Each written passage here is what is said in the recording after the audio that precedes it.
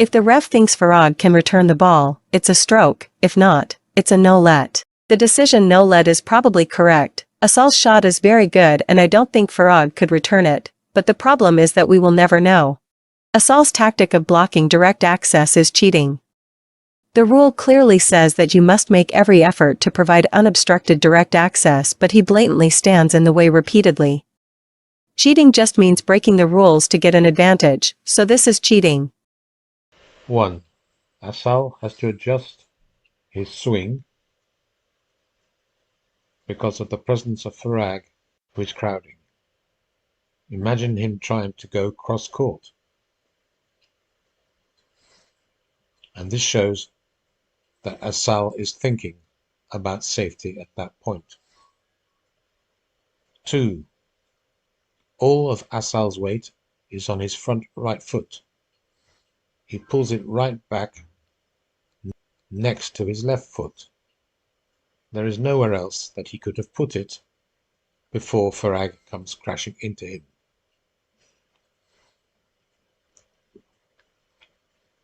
3. Asal plays a winner, which Mr. Coward admits, and he is wrong about always having to make every effort to clear. When you play a winner, you don't have to make any effort to clear, and therefore it is not cheating.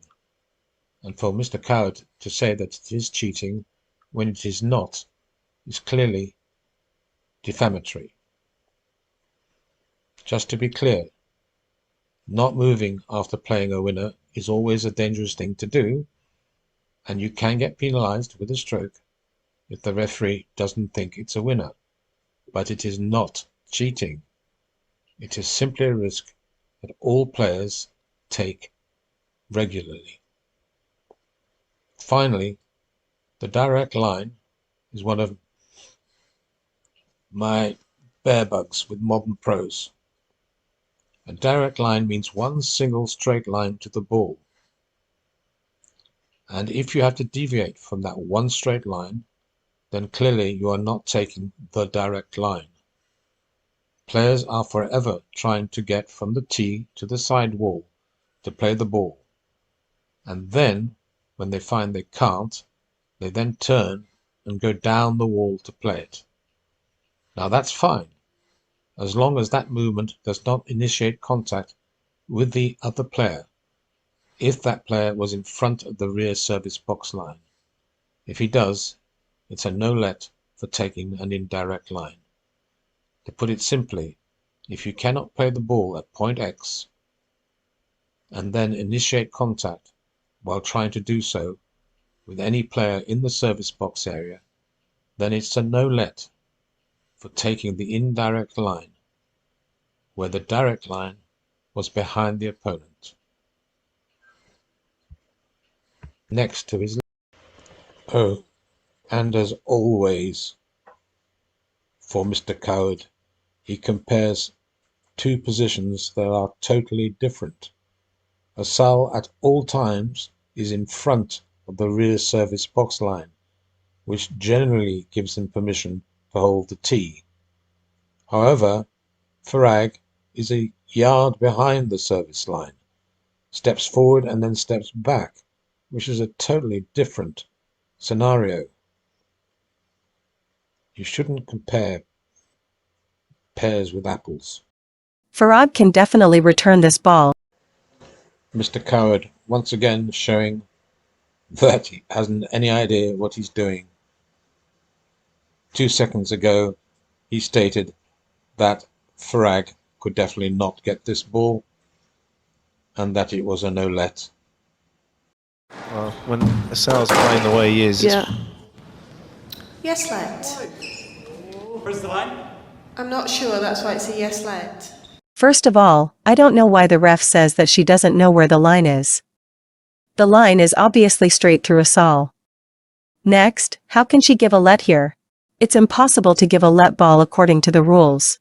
Once again, Asal not clearing at all and obstructing direct access means that Rule 8.6.6 cannot be applied. Asal made no effort at all to clear. This is a no-let or stroke decision, nothing else can be given here. Farag can easily make a good return, so this is an obvious stroke. Sadly, this represents most modern-day refereeing, where we see a clear bias in favor of the player who blocked direct access. In simple terms, Farag can hit any shot he wants, took the direct line to the ball, and only got a let. Firstly, a good, honest call by the ref, stating clearly that she was unsure as to where the line was, and therefore she cannot call it either way and has to give a let. Excellent call in principle. Secondly, look at Farag's initial movement.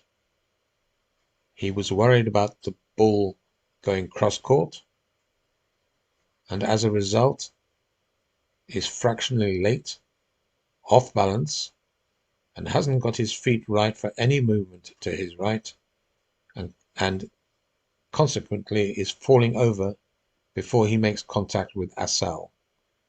I doubt very much that he could have played that ball standing up. Thirdly, Assal does make every effort to clear. What does Mr. Coward think all that movement by Assal was? It's a massive movement, and that is Assal clearing. However, it is possible to clear incorrectly, but the point is that Mr. Coward is calling this cheating. If you clear incorrectly, you generally have a stroke given against you, and that's the end of it. It's all part of the game, and in no way is it called cheating. As Assal is well behind the service box rear line, he should allow an opponent to come round the front of him, which is probably what he was expecting. But for once, Farag, for reasons I gave above, is not in a position to do that, and is floundering into Assal's back with a basic indication that he was trying to go behind. So we have two players trying to do two different things to achieve access to the ball. Assal has moved in such a way as to give access by the front, and Farag, in an off-balanced way, has vaguely tried to go behind. This is just a traffic issue, with neither player deliberately doing anything wrong. Finally, in my opinion, due to Farag being late, off balance, and falling over, I would declare that ball a winner, and a no-let would have been my decision. Reasonably happy with the let, as called by the referee with good reasons, and I call out Mr. Coward for being totally incorrect in his analysis, and as always 100% bias and ignorant to the real technicalities involved. Again, just the way he's taking this is really going. This is the right tactic. He's going for Farag. Okay, play review Farag on the no-let decision. I don't. Well, he's getting some responses from the crowd. That looks natural to me, Joey. So the no-let's gone in. Decision upheld. Farag has no reviews remaining. It's interesting to hear the crowd booing the movement. Also, this is the most stupid commentary I have ever heard. I have no idea why the commentator is talking about natural movement. The rules don't care at all about natural movement. First of all, Assal makes absolutely no effort to clear unobstructed direct access again. Farag has a perfect position and split steps as the ball comes off the front wall. Good movement. The issue is that Farag cannot go to the ball because Assal is blocking the line. Given the problem with only receiving no-lets and let balls, Farag decides to try and go all the way around Assal instead of asking the referee straight away. So, instead of pushing off his left leg and moving into Assal, Farag takes a step forwards and split steps again, ruining his movement and then trying to go to the ball. Farag thinks he will probably get a no-let here, so tries to take an indirect line as this is his only chance at winning the point. Had Farag taken this line and moved directly, it's another no-let or stroke situation, but in the context of modern refereeing, it's actually a no-let or let decision, as I have already discussed extensively. In terms of the line Farag actually takes, the no-let decision is correct. The contact itself is minimal and Farag would not have made a good return even without the contact with Asal's hand. By trying to avoid the contact, Farag ruined his own movement and then panicked by asking for a let too late. This is what happens when referees don't award obvious strokes and consistently favor the player who is blocking the line. We are now rewarding blocking and penalizing the player who tries to avoid the block. Once again, Mr. Coward having a go at the commentator, who quite clearly knows a hell of a lot more about the game than he does. The use of the word natural in describing a movement is used to differentiate from an unnatural movement, which means a deliberate movement, which carries a conduct stroke immediately and without question. Therefore, it is very important for referees to differentiate between the two. And Mr. Coward obviously has no idea what he's talking about. Once again, we have the indirect line and the clear winner. Basically the same situation as the first video. I don't think I've ever seen such a clear winner, which is why Asal was clearly upset. And the crowd, by the way, they were not booing Asal, they were booing the referee for giving a let. Asal is given a volley well in front of the rear cervix box line and hammers it to the back of the court. Unless Farag can demonstrate 100% that he could have played it at point X, which he obviously could not have, then it's absolutely a no-let for taking the wrong. Again, Mr. Coward completely contradicts himself by saying that Farag took the wrong line and couldn't have got the ball back, and it was a no-let. So why is he going on about it? In real time, this is obviously a clear winner. It's important to review in real time, as slow motion affects one's perception. Yes, let. But look, You don't. Obviously Asal doesn't clear and we know what that means. The counter-argument for this being a let instead of a stroke must be due to Farag's movement. The rules are implicit about this. The rules say that Farag should have unobstructed direct access by the time the ball rebounds off the front wall. The rules are phrased like that so that someone doesn't immediately run into the striker and ask for a stroke.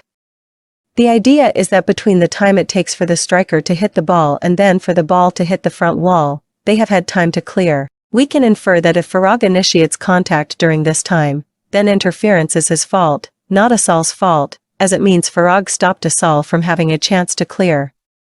So, the question is who causes the interference and when does it happen? At this point, Farag is moving away from Asal as Asal hits the ball. When the ball come off the front wall, Farag split steps as Asal moves into him. From the rules, Farag has done nothing wrong at all and Asal has moved into him after the ball has hit the front wall. Farag can obviously return it, so this should have been a stroke. Farag has no reviews left so could not review it. It is clear to me that Farag is quite obviously crowding Asal. He is nowhere near the tee. He is actually in front of Asal's rear leg. This means that Asal has absolutely no chance to clear. Should a player benefit from giving another player no chance to clear? And it is generally accepted that they should not. So a combination of crowding plus a clear winner, the no-let decision is perfectly correct. But basically, if you look at the picture, it is clear that Farag is crowding. And on that basis alone, with a conduct warning possibly for crowding, it's a no-let. Yeah, literally like stuck in the mud, a scarecrow. No let. Farag has a perfect position and split steps. The line to the ball is directly through Asal again because he doesn't clear. Farag hesitates as he decides which line to take. This does not matter. Rule 8.8.3 explicitly states that if Farag recovered, and could have physically hit the ball to the front wall without interference, then it is a let or stroke situation. At the time Farag gets hip checked by Asal, Asal is still in the line to the ball, so this is Asal's fault. Asal's shot is bad, it's a heavy drop shot that ends up mid-court and is not tight to the wall. Farag would have easily got to the ball without the interference. The referee doesn't explain the decision, but logically it's either that the interference was minimal or that Farag played the ball. This interference made the difference between Farag hitting the ball and not getting there in time, so it definitely was not due to minimal interference, as this interference made the difference. The referee must have decided that Farag played the ball so cannot receive a let. This is really harsh. In a split second, Farag has to figure out what line to take, get bumped off balance, and then determine whether he can ask for a let or is better off just hitting the ball. Once again, Mr. Coward, in this clip, shows his complete lack of understanding of the game. At one point he claims that Farag lifted his arm prior to attempting to play the ball to claim the let. But as you can see, that is completely and absolutely false. He also claims that Farag is in a perfect position. He is not. He is in a terrible position, having just given Asal a simple volley from inside the service box, and he stood right behind him and then moves the wrong way, moving actually into the way where Asal is trying to clear. Hence the obstruction caused by Farag going the wrong way. And this is where Mr. Coward gets the interpretation of the going the wrong way rule completely and absolutely wrong. He admits that Farag has gone the wrong way, and then that Asal has got in his way. The rule is quite clear that once a player has gone the wrong way, his opponent cannot be blamed for failing to clear, as he cannot second guess his opponent's movements once they've gone the wrong way. To be clear, he cannot be given a stroke for the reason of failing to clear, which Mr. Coward wishes to in this instance. You can be given a stroke against you for other reasons, particularly if you hit a bad ball back to yourself.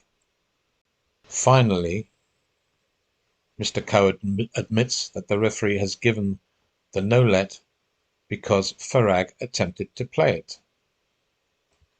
It's the rule, and there is no going back whatsoever.